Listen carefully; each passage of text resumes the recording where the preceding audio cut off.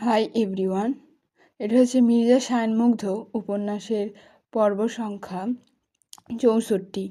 উপন্যাস মির্জা শায়নমুগ্ধ, লেখনীতে জান্নাতুল ফিরদাউস মিথিলা। বেশি কথা না বাড়িয়ে সোজাসুজি গল্পে আসা যাক। তুই স্বেচ্ছায় ছুঁয়ে দিচ্ছিলি, তাই আর ডিস্টার্ব করিনি। সপ্তদশী বিভ্রাম ল্যাপটানো হরিণী চোখ দুটো তৎক্ষণাৎ একযোগে নিক্ষিপ্ত হলো সুদর্শনের মুখপানে। যুবক নিরুত্তাপ, বাদামি চোখ দুটোতে আচ্ছন্নতার ঘোর।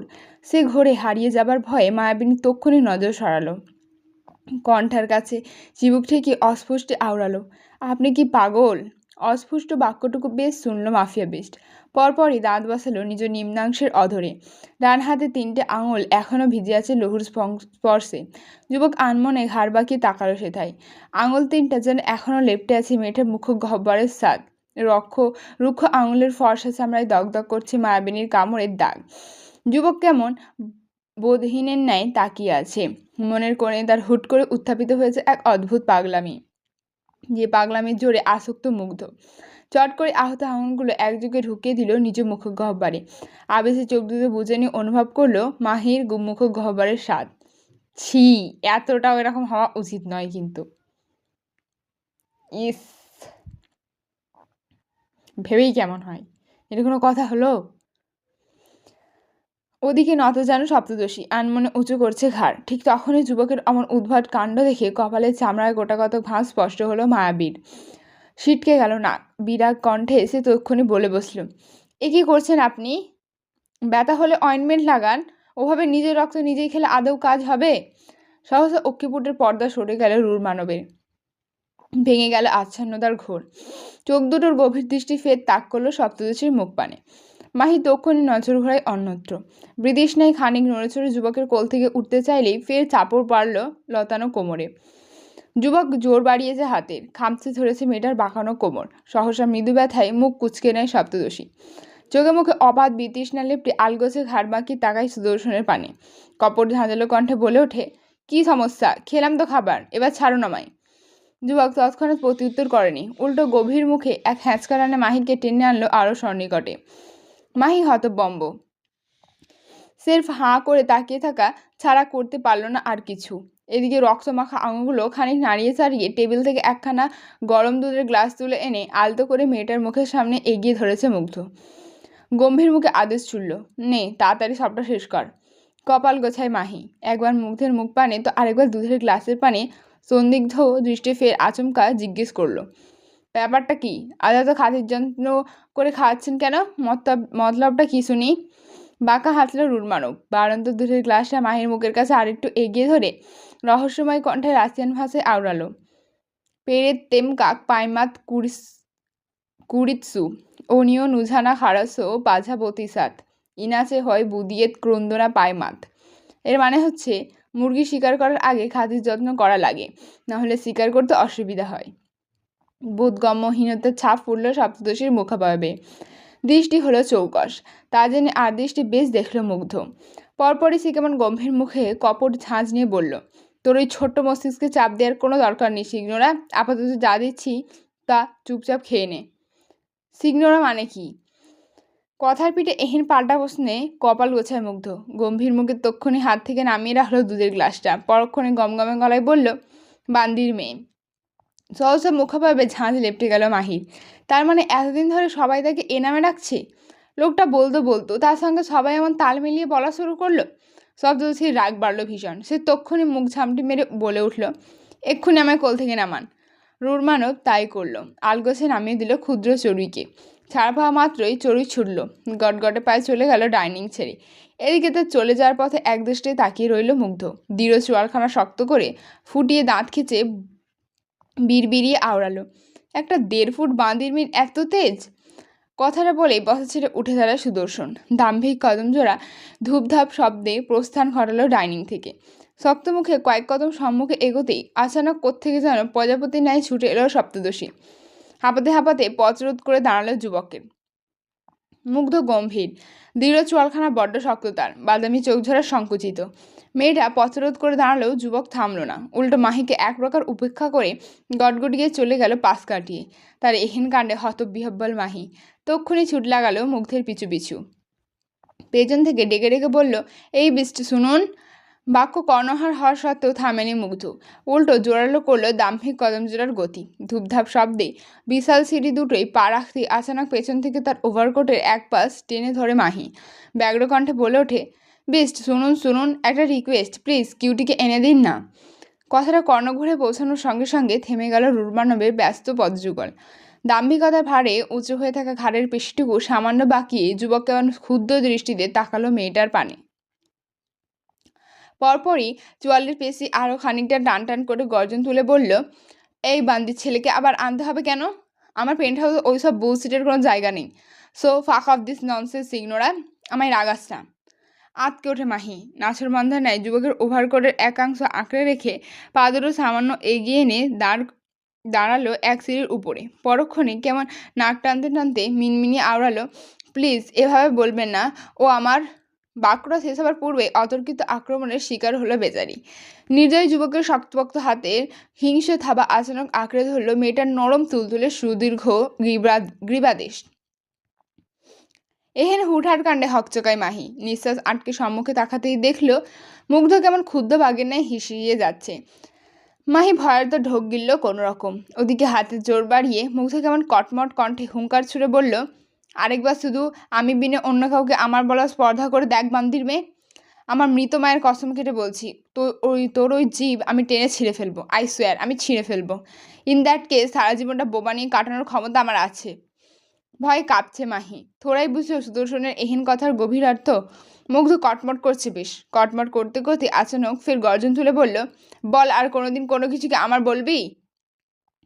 তরাক মাথা নাড়ায় মাহি। তা দেখতে পেয়ে তক্ষুনি এক ঝটকায় মেয়েটার চোয়াল ছেড়ে দেয় মুগ্ধ। মাত্রাতিরিক্ত রাগে গজগজ করতে করতে তৎক্ষণাৎ সরে গেল সিঁড়ি থেকে। এদিকে মাহি এবার কেঁদেই বসল। ঠোঁট ভেঙে বাচ্চাদের ন্যায় কাঁদছে বেচারি। যে কান্নার শব্দে আনমনি থমকে দাঁড়িয়েছে মাফিয়ার বিস্ট। না চাইতেও ফিরে তাকালো ক্রন্দনরত মেয়েটার পানে। আশ্চর্য, বুকটা আবার কাঁপছে কেন তার? বান্দির মেয়ের কান্না করলে করুক, তাতে তার কি? মস্তিষ্কে বিরূপ প্রতিবাদেও ফের পিঠ দেখিয়ে চলে যেতে পারল না শ্যাডো মনস্টার। উল্টো গম্ভীর মুখে নিজ অনিচ্ছা সত্ত্বেও পা ঘুরিয়ে চলে এলেন মেয়েটার সম্মুখে। ক্রন্দনরত মাহি দুহাতে মুখ ঢেকে কাঁদছে। দেখেনি মুগ্ধের আগমন। রুরমানবের শক্তপোক্ত হাতখানা আচানক নিষ্পিস করছে। একবার প্রায় উঠে আসতে চাইল মেয়েটার মাথার ওপর, তবে পর মুহূর্তেই তা আবার কি মনে করে গুটিয়ে গেল দেখো। মুগ্ধ কেমন দিক বিদিক শূন্য।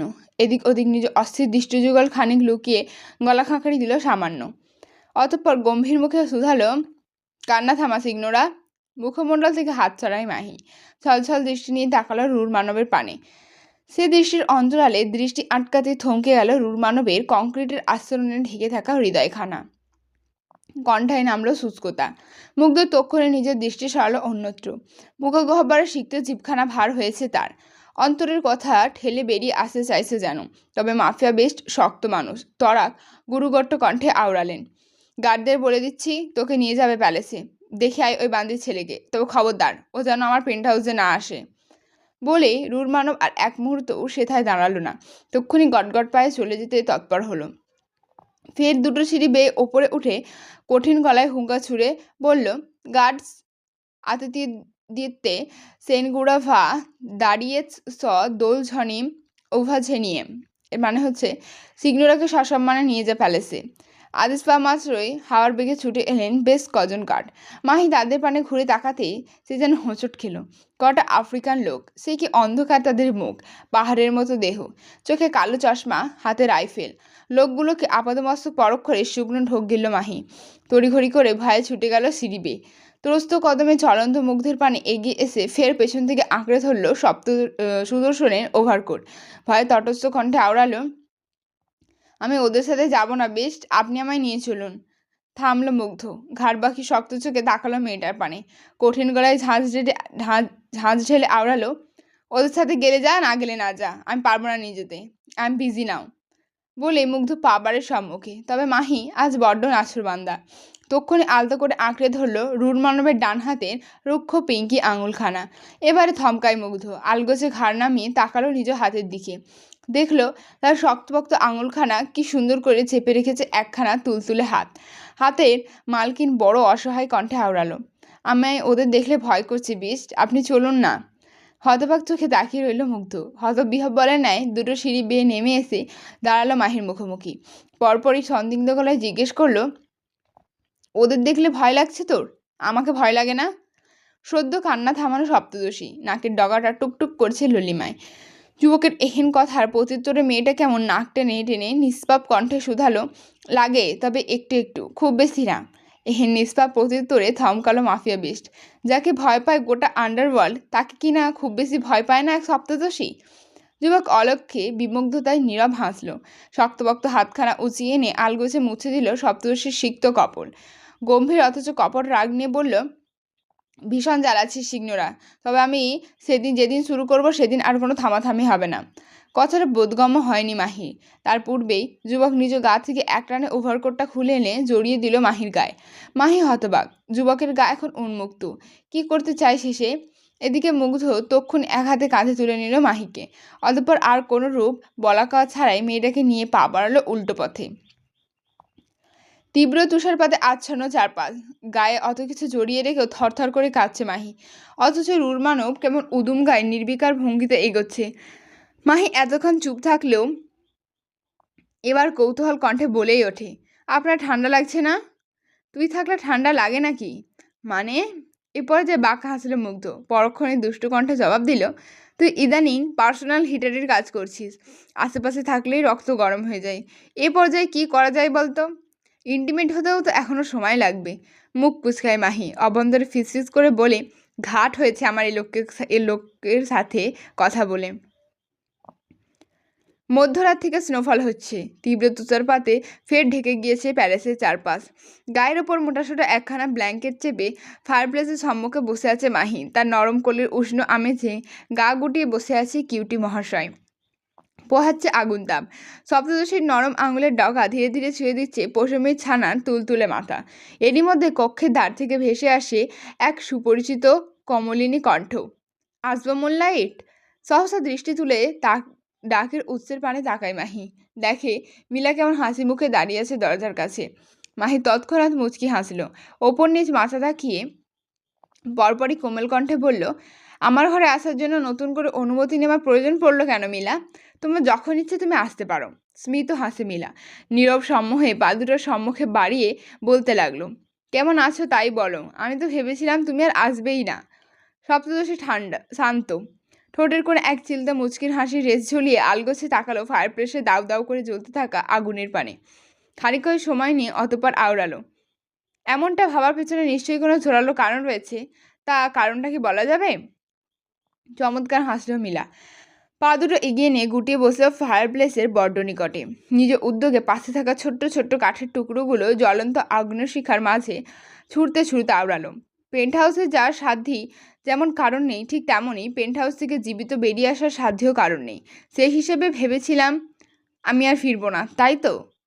মাহির পাল্টা উত্তরের মৃদু হেসে মাথা ঝাঁকাই মিলা। নীরবে জানায় হ্যাঁ সূচক প্রতি উত্তর। তা দেখে বুক চিরে দীর্ঘ নিঃশ্বাস বেরিয়ে এলো সপ্তদশীর। মুখে নামলো রাজ্যের আধার। সম্পূর্ণ কক্ষে আরেকবার ডুবলো পিনপতন নীরবতার ঘড়ি। মিলা আগ বাড়িয়ে তেমন কিছুই বলছে না আজ। মেয়েটা কেমন স্বেচ্ছায় দৃষ্টি লুকাচ্ছে মনে হচ্ছে। এদিকে আদুরে পৌষ ছানার গায়ে আলতো করে হাত বোলাতে বোলাতে মাহি কেমন ভারী কণ্ঠে আচানক শুধালো, আচ্ছা মিলা, একটা কথা জিজ্ঞেস করবো? অবশ্যই। বিস্ট, মনস্টার একজন মাফিয়া, তাই তো? তাহলে সে সর্বক্ষণ প্যালেসে নয়তো পেন্ট হাউসে বসে কি করে? তার কোনো কাজকর্ম নেই? সহসা হতবুদ্ধির ন্যায় ঘাড় উঁচিয়ে তাকাই মিলা। মেয়েটার মুখাভাবে বেশি কি হতবম্ব ভাবস্রোত। কণ্ঠে একরাশ হতবাক্যতা নামে আওড়ালো, are you kidding with me Moonlight? কাজকর্ম নেই বলছো? থতমত খেয়ে বসলো মাহি। কৌতূহলতার বশে ভুল কিছু বলে বসলো নাকি? মেয়েটা পরপরই নিজেকে শুধরালো। খানিক আমতা আমতা করে বলতে লাগলো, না মানে বলছিলাম যে তাকে তেমন কোথাও যেতে দেখি না, তাই আর কি। এহেন কথায় কিয়তক্ষণ থম মেরে বসে থাকলেই পরক্ষণে গা দুলিয়ে হেসে ওঠে মিলা। হাসতে হাসতে মেঝেতে গড়াগড়ি খা উপক্রম বেচারির।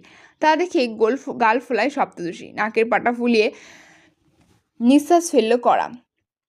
তরুণী হাসির মাঝেই আর দৃষ্টি অবলোকন করলো মেয়েটার এরূপ মুখভঙ্গি।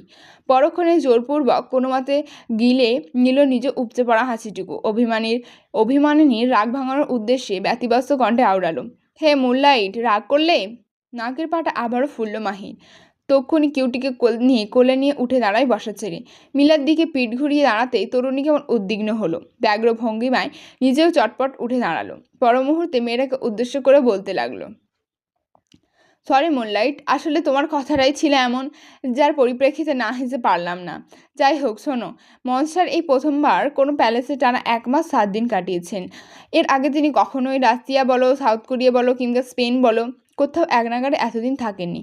তিনি আসেন তবে 1 রাত 2 রাত কিংবা মাঝে মধ্যে বড়জোর 4 দিন থাকতেন, এই যা।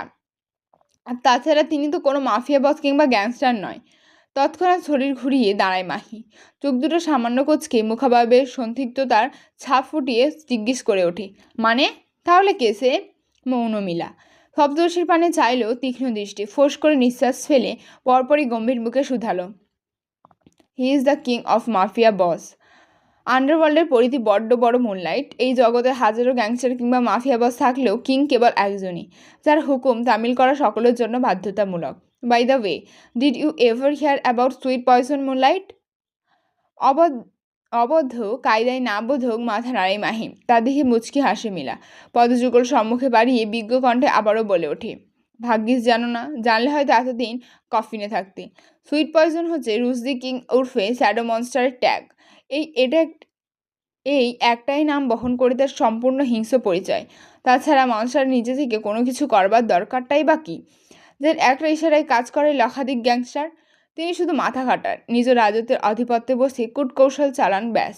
বাকিটা তার দুহাত অর্থাৎ এডউইন আর অ্যালেক্সি করে ফেলে। তবে কোনোদিন যদি মনস্টার নিজে থেকে কোথাও যাওয়া হয় তাহলে বুঝে নিতে হবে কারণ মৃত্যু ঘনিয়ে এসেছে। শুষ্ক ঢোক গেলছে মাহি, কাঁপছে থরথর করে। আর দৃষ্টিতে অবলোকন হওয়া মাত্রই বাঁকা হাসি মিলা। রহস্যময় কণ্ঠে বলে ওঠে, রুশদি কিংয়ের আধিপত্যের নমুনা শুনে এভাবে কাঁপছে মুনলাইট? যদি কোনোদিন ওনার কাজকর্ম সচক্ষে দেখে ফেলে তখন? তখন কি করবে? ভয় বাড়ল মাহি। তক্ষুনি ফের পিঠ ঘুরিয়ে দাঁড়ালো মেয়েটা। অলক্ষ্যে শুকনো ফাঁকা ঢোক গিলে কদম এগোলো জানালার দ্বারে। আনমনে কৌতূহলবশত ফের জিজ্ঞেস করে ওঠে, he is a red flag? Don't know, হতেও পারে। তার যা হিংস্রতা! কথাটা কর্ণঘরে পৌঁছানো মাত্রই বুকটা ধক করে উঠল মাহির। বিতৃষ্ণায় কুঁচকে গেল মুখ। এরই মাঝে মিলে আবারও সন্ধিহান গলায় জিজ্ঞেস করে ওঠে, কেন বলো তো? কদমে গতি টানল মাহি।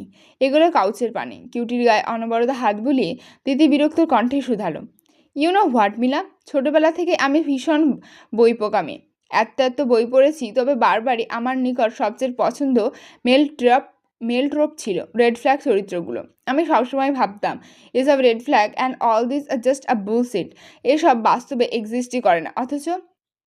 অথচ মিলার সন্দিহান কণ্ঠ।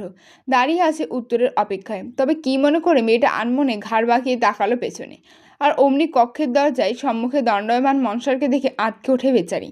তক্ষুনি ঢোকালো নিজ নেত্রদায়। বাধ্যতায় নতজানু হয়ে সামান্য কুনিশ জানিয়ে মিলা তক্ষুনি উদ্যত হলো কক্ষ ত্যাগ করে। ওদিকে দণ্ডায়মান মুগ্ধ শক্ত চোয়ালে তেজিয়ান ভাবভঙ্গি নিয়ে তাকিয়ে আছে সপ্তদশীর পানে। অথচ মেয়েটার থোড়াই খেয়াল আছে সেদিকে। সে তো মত্ত নিজ কথার জালে। মাহি ফের ঠোঁট নাড়ালো, অতিষ্ঠ কণ্ঠে আওড়ালো, অথচ দুর্ভাগ্য দেখো, এ পুরো দুনিয়ার প্রায় 800 কোটি মানুষ থাকা সত্ত্বেও শেষমেশ কিনা আমায় বন্দি হতে হলো একটা খটাস রেড ফ্ল্যাগ প্যালেসে। কপাল যার, এইটা মুখ না বোম, তা আল্লাহই ভালো জানে। যখনই কথা বলবে মনে হবে বোমা ফাটাচ্ছে। মাঝে মধ্যেই আমার কি মনে হয় জানো মিলা? আমার মনে হয় খটাসটার জন্মের সময় কেউ তার মুখে দুধ দেয়নি। আই মিন, তার কথা না জেনে এক একটা কুড়ালের কোপ, কি ধার! শেষটুকু সুর টেনে বলে মাহি। তা শুনে রুড় মানব কেমন দাঁত কিরমির করছে দেখো। নীরবে কদম বাড়াচ্ছে মেয়েটার দিকে। এই ফাঁকে আপন যান বাঁচিয়ে পগার পাড় মিলা, তাকে আর পাই কি? ওদিকে মাহি এখনও বলে যাচ্ছে, কপালে শনি লাগানোর পূর্ব মুহূর্তেও আনমনি আওড়াচ্ছে, তবে আর যাই বলো, মনস্টারকে হতে হবে মনস্টারের মতো ঘৃণ হিংস্র। অথচ বিষ্টের চোখ দুটো দেখেছ? সব কিছু যেমন তেমন, তবে তার চোখ দুটো সুন্দর, ঠিক না? থমকায় মুগ্ধ। মুহূর্তে যুবকের মুখাভাব থেকে এতক্ষণের সকল বিরক্তকর ভাবস্রোত মিলিয়ে গেল বাতাসের ঝাপটায়। সে তাই ভর করলো একরাশ বিমুগ্ধতা।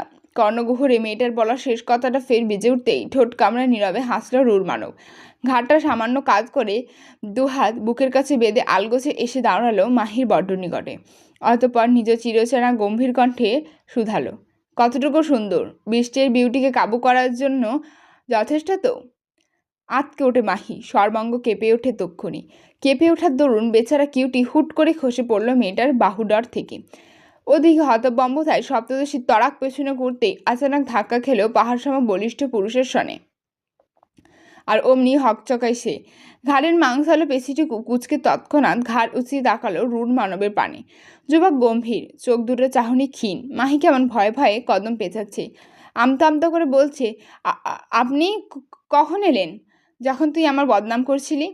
ফের শুকনো ঢোক গিল মাহি। খরা নামলো কণ্ঠায়। যুবকের অমন অদ্ভুত স্থির চাহনি দেখে ভয় অন্তরাত্মা বেরিয়ে যাবার উপক্রম বেচারির। তবুও নিজেকে সামলালো। সুরের সে কেমন কপট ভাব ধরে শুধালো, আপনি লুকিয়ে লুকিয়ে আমার কথা শুনছিলেন? যুবকের পা দুটো ধীরে ধীরে এগোচ্ছে মেয়েটার দিকে, দুহাত তার বুকের কাছে ঠায় বেঁধে রাখা, ঘাটটা আগের ন্যায় কাত। মুখাভাবে গম্ভীর ভাব ধরে রেখে মুগ্ধ খানি গমগমে গলায় প্রতি উত্তরে বলল, হুম, তোকে দেখছিলাম। মুগ্ধের সোজা সাপটা উত্তর, যার পিঠে বলার মতো কোনো কথা গোছাতে সময় লাগছে মাহির। ভয়ডরে ভয়ার্ত বেচারি কথা গুলিয়ে ফেলছে বোধ হয়। চোখের দৃষ্টি মেঝেতে ফেলে কদম পেছাতেই কর্ণঘোরে ভেসে এলো রূঢ় মানবের তীক্ষ্ণ কণ্ঠ, কি যেন বলছিলি তখন? জন্মের সময় আমার মুখে মধু দেওয়া হয়নি, তাই তো? তড়াক চোখ তুলল মাহি। বিরাট এক ঢোক গিলে নিজেকে শুধরে নেবার নাই পরক্ষণেই বলল, এই না না না, আপনি না মানে আমি, না মানে আপনি। কথাটা শেষ হওয়ার ফুরসত পেল না বেচারি। তার পূর্বেই সুদর্শনের শক্তপোক্ত একখানা হাত এসে আচানক আঁকড়ে ধরল মাহির নরম বাঁকানো কোমর। এক হেঁচকা টানে মেয়েটাকে নিজের বুকের সাথে টেনে আনতেই সপ্তদশীর পা দুটো হলো দোদুল্যমান। এহেন কাণ্ডে ভরকায় মাহি। অস্বস্তিরে মুচড়াতে লাগলো সাপের ন্যায়। অথচ কাণ্ড দেখো, মুগ্ধ কেমন নির্বিকার ভঙ্গিতে মেয়েটাকে এক হাতে তুলে রেখেছে। তার নড়চড় বাড়তেই যুবক কেমন বাঁকা হেসে আচমকা বলে ওঠে, জন্মের সময় মধু খাওয়ায়নি তো কি হয়েছে? তুই তো আছিস, তুই না হয় এখন খাইয়ে দিবি। হতবম্ব মাহি হতবুদ্ধির ন্যায় মোচড়ানো থামিয়ে ঘাড় উঁচিয়ে দেখালো রূঢ় মানবের পানে। চোখ মুখে একরাশ অবধে ছাপ ফুটিয়ে সন্দিগ্ধ গলায় আওড়ালো, মানে আমি কোত্থেকে মধু আনবো এখন? তৎক্ষণাৎ ঠোঁট কামড়ে হাসল মুগ্ধ। ধীরে ধীরে নিজ গভীর দৃষ্টি যুগল আলতো করে নামিয়ে আনলো মেয়েটার তিত্তির করে কপত্রই নরম তুলতুলে অধর যুগলের পানে।